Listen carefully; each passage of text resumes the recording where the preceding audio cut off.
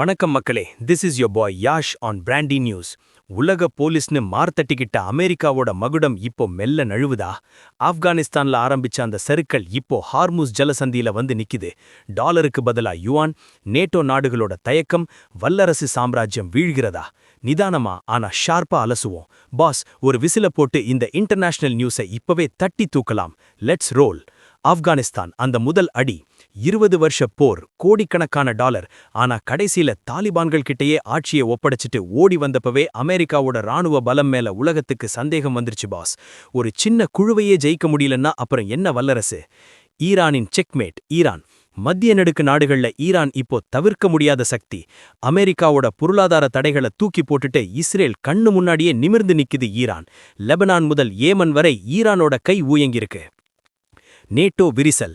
அமெரிக்காவோட பெரிய பலமே நேட்டோ தான். ஆனா இப்போ உக்ரைன் விவகாரத்துல பல ஐரோப்பிய நாடுகள் அமெரிக்காவுக்கு நோ சொல்ல ஆரம்பிச்சிட்டாங்க. தங்களோட பொருளாதாரத்தை பலி கொடுக்க மத்த நாடுகள் இப்போ தயாரா இல்லை. ஹார்முஸ் ஜலசந்தி ரியல் கேம்.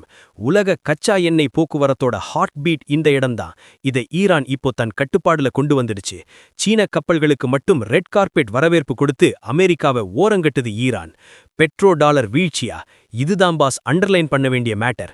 வர்த்தகத்துல டாலருக்கு பதிலா சீனாவின் யுவான் பயன்படுத்தப்படும்னு ஈரான் அதிரடி காட்டியிருக்கு.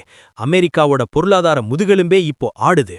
புதிய உலக ஒழுங்கு, ரஷ்யா சீனா நெருக்கம், பின்னாடியே ரஷ்யாவோட சப்போர்ட், இதெல்லாம் சேர்ந்து அமெரிக்காவை இப்போ தற்காப்பு நிலைக்கு தள்ளியிருக்கு.